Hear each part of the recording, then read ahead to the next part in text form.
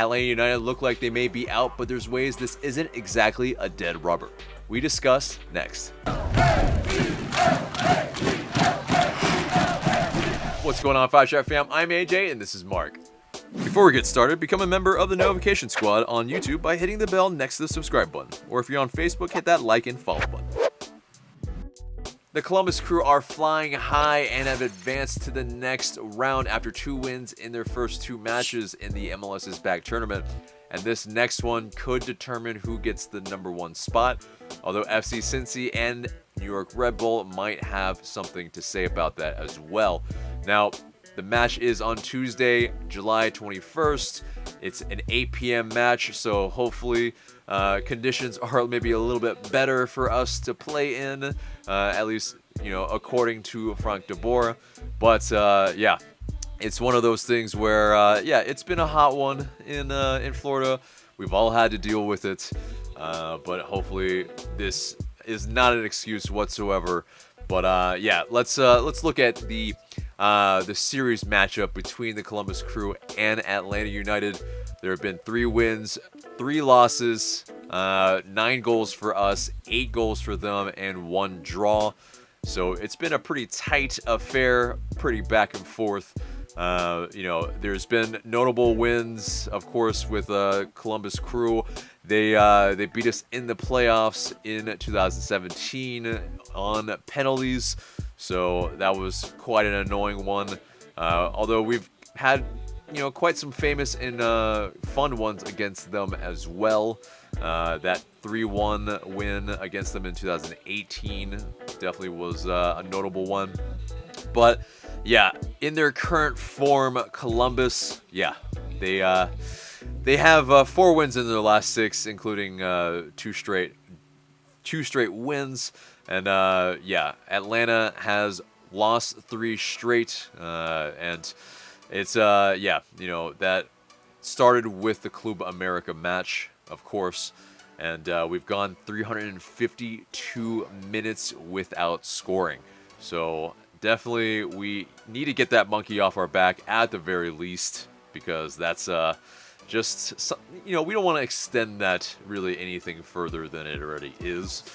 But the Columbus Crew recently in the 2020 season, they started off pretty much, pretty already hot, as they already are. They started off with that win against NYCFC in their opener. They drew against the Sounders, 1-1.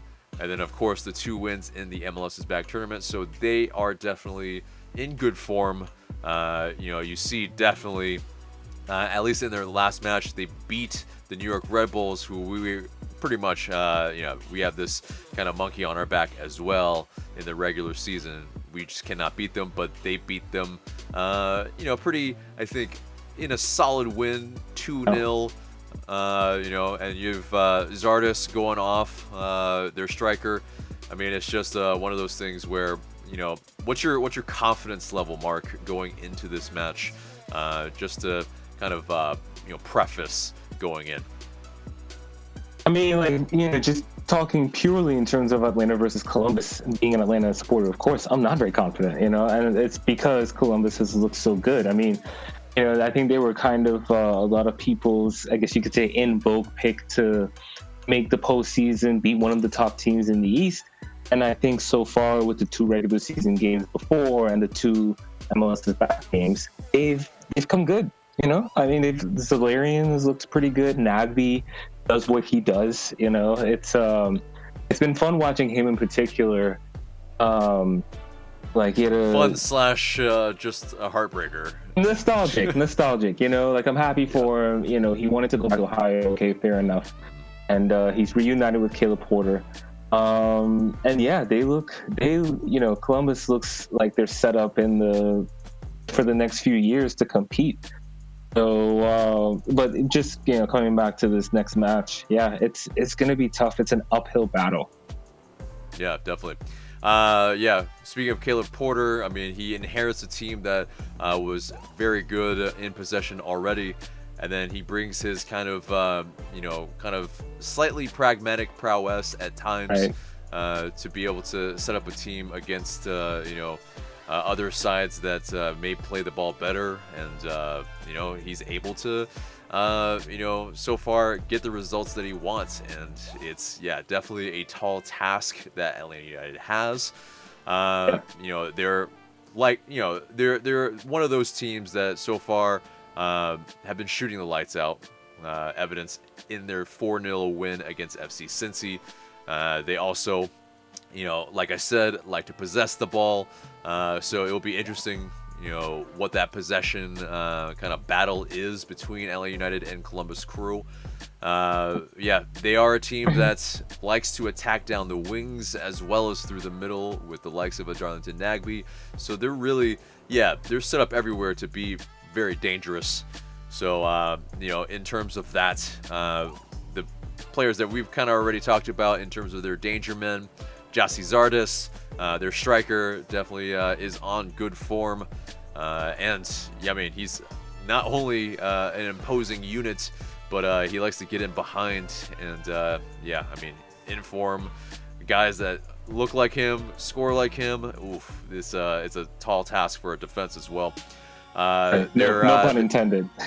Yeah, indeed.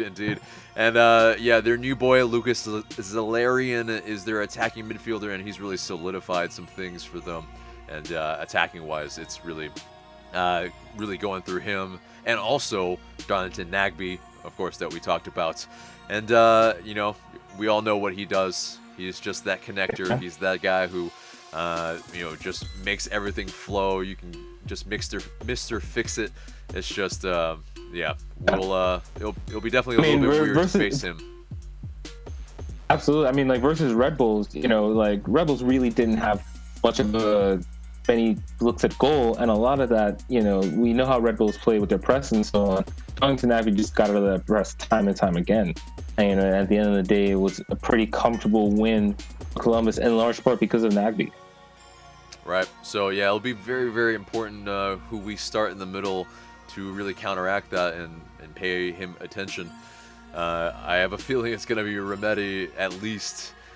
Maybe Mo Adams, we'll see. But it's going to be very important that we kind of shut off that valve. Maybe we double team him. Maybe we have to figure out something to just shut off service into him. But we know how wily he is. He's going to figure out and find those spaces to collect the ball. But for us, if you're a Columbus Crew fan, obviously it's PT Martinez, Ezequiel Barco, our two main attackers at the moment. Two big dollar signings for sure. So these guys so far maybe haven't been in the MLS's back tournament maybe up to the snuff of what they've cost, but early on in the season they were definitely in form and scoring at a pretty good rate. And so that was it's a bit sad that now this break has kind of taken away a little bit of their momentum. And also Emerson Heineman, midfielder who has been tasked with essentially replacing the production of Darlington Nagbe, at least by Frank de Boer. But we know by just watching these games that it has to be kind of by a committee. It has to be a few players, maybe an Ezequiel Barco, maybe Remedi, and Heineman, that's really kind of replace that kind of ball carrying, get out of trouble production. So very important that we are able to do that. Now, getting into some of the injuries, so Columbus Crew, Vito Vermgor, he is out for the remainder of the MLS's back tournament. He had surgery on his ankle, and he is obviously going to have to take some time to recover from that. And he's a defender of theirs, so having one of their defenders out, maybe that does help us a little bit in that maybe there's not as much familiarity in their back line. That could be one thing that helps us. But for Atlanta, there's no injuries except for Joseph Martinez, and so we have relatively good health. It's just one of those things where do we have the continuity, and that's really going to be very, very important. Now, some of the things maybe we might need to look out for is of course, the skill that Columbus Crew have, them breaking us down. I mean, so far, it hasn't really been absolute skill that's broken us down. It's been more of lapses in concentration and also, the lack of correct positioning. And so, and closing down, one would say, too. So it's something that we need to keep our eye on, going into this match. But, so in terms of, the chances that we have of advancing, there actually is a chance. I know, Mark. It looked a little grim for a minute there right after the match, but apparently, there are some odds that are slightly, better than we think. But what we must do, the scenarios that we must have in order to advance, is that we must win against Columbus Crew on Tuesday. And maybe, with, the Columbus Crew having already advanced, even though this is a, counts towards the regular season, maybe they do rest up so that they are in preparation for the knockout rounds. Like, do you think that's, maybe a factor that, could play in our favor? Well, a couple things. I think that, one, Columbus is a deep team. Even in the win versus Red Bulls, there were some players that they could have started that they didn't. But also, what was my next point going to be? It counts towards the regular season. You know what I mean? So, I think that the match will matter to them in that regard. Also, they're on 6 points. But, if Cincy or Red Bulls win, they'll also be on 6 points. I think Columbus will, at the very least, be looking for a result. But honestly, it can, either way, they'll have a good team on the field. You know what I mean? So. Right. Yeah, that goal difference probably is definitely in their favor because, they just have a far superior one at the moment. It just has to be a massive win maybe by New York Red Bull or FC Cincy. Right. I don't know how. They have to, maybe score, 8 or so, or even that's more, the thing. Maybe 10. Right. So it's just, mathematically. That's the thing I think we got to be worried about too, because if that match ends in a draw, then it's moot what Atlanta does, and I think that match really could end in a draw. So I don't know. Right. It could be. Maybe they conspire. Yeah. And try to. Who knows? I was a little surprised that those games aren't on the same day. Or at least at the right. close to the same time, but it is what it is. It's a tomato tournament, so. Yeah. And so that is that next thing is FC Cincy and New York Red Bull cannot draw, and if that happens, if one of Cincy or New York Red Bull lose, then we finish third in the scenario, but we still need help from other groups. And it's a complicated kind of scenario after that, so we won't get into it in this video. But goal difference is that tiebreaker after wins. And so if Atlanta wins on Tuesday, our goal difference will be -1 at worst. If Cincy or New York Red Bulls don't draw, Cincy's goal difference is at best -4, and New York Red Bulls is at best -2. So, it's still something to play for, definitely. And also, according to 538, we have a 21% chance or probability of reaching the round of 16. So, it's not as grim as we may think, which is, I think definitely one of the positives. But it is, through our play currently, it's, maybe not as promising, at least through the returns that we've gotten so far. Now, FC Cincy, to note, has a 23% probability of going through, so it's really not that big of a difference between us and them. So it really could, if we can slightly pretty much pull off what looks like a miracle, we could, be seeing us play some more games in the MLS is Back tournament. Now, let's get into the predicted starting 11 and what we prognosticate in happening in this match. Let's go through the lines together. Obviously, Guzan back there between the sticks. Who do you have in your back line? think the back line remains the same. I think we'll probably see some form at the three at the back again. So Escobar, Miles, and Mesa once again get the starts for me. Yeah. Now I know that Frank de Boer has said that our personnel looks like it's best for a 3-4-3 at the moment. At least that's what he says. I think we need to change it up for this, and we really need to kind of figure out something else that could work. And for me, it's a 4-man back line. It's a 4-3-3 for me.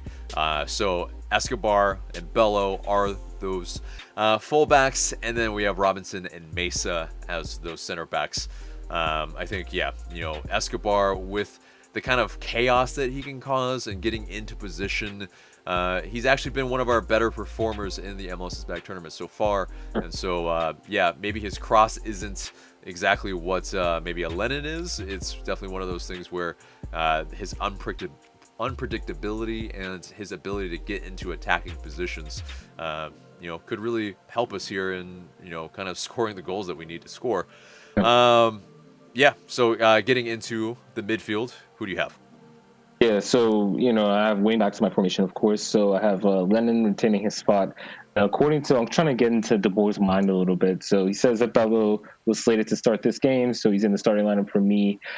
After the first match, he said that he thought Adams did well. I think that Adams will get the start here alongside Remedi. Yeah.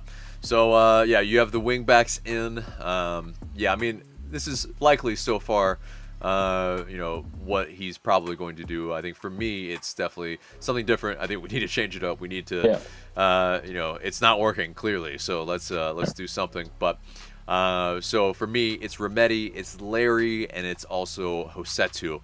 Or I'm sorry, it's Hindman instead of Hosetu rather.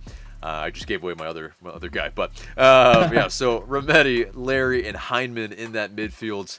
I think you have guys who can carry the ball forward. You have some solidity and definitely that veteran leadership against a side that's definitely they know how to play together, and so these guys have also for the most part played together as well. So you get a little bit of dynamism, and especially, if you can get Hindman just a little bit closer to goal, if you can, get him playing 1-2s and trying to, combination his way into the box, I think, you can get kind of, the goal scoring prowess that he's shown us so far, at least against Nashville, against Club America. I mean, I think that'll be something to look out for if, we can line up this way.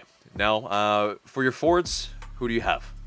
So I have John and Barco as like two strikers, so to speak, with Hindman underneath them. I do agree with you in terms of getting Hindman further up the field. And, you could kind of look at it as a midfield three as well. If you look at Remedi, Adams, and Hindman. And I think with those three players, you get, players that are doing something slightly different. Hopefully that'll lead to a more functional midfield. Again, like this is what I think De Boer is thinking. Hindman came on for PT in the last match, and PT had his struggles the last match. So I think he may start on the bench for this one. So, that's what I think we'll see. Yeah. I mean, that's a big call. Leaving PT Martinez on the bench, our record signing, essentially, then, in a must-win game. Very, very bold. And for me, I'm not going quite as bold there. But for me, it's pretty much, I think Hosetu is going to play that false nine, and PT and Barco are going to play on the wings again. And, I think, it won't be a thing where we will need to, lump it long type of thing. I think we really need to play some combinations. We really need to be incisive and try to play through Columbus Crew to be able to defeat them, to be able to, get 3 points here and get that W that we really, really sorely need. But, fans, let us know what your 11 looks like in the comments below. I mean, this is a pretty crucial one, even though it might be for a lot of people, they've written it off as, something that just won't happen.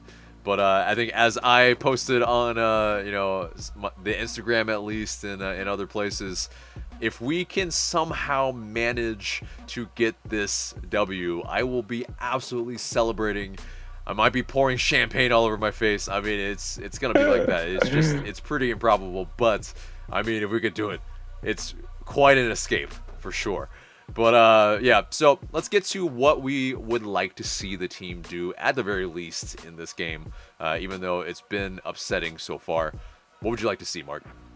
Just better possession play, better midfield play, better combinations. Things that the team said that they were setting out to do. Things that De Boer supposedly, prioritizes as his principles. I mean, like, I just want to see a team.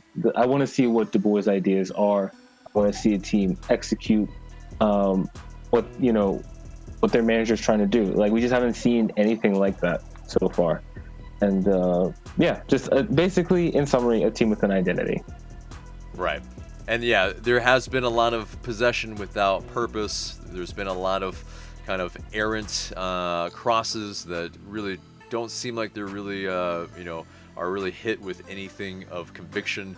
It's just a real big hit and hope right now. And so, yeah, definitely I would like to see, the team really kind of know what they're doing, figure out or take steps forward, so that it looks like we, are, going forward to something.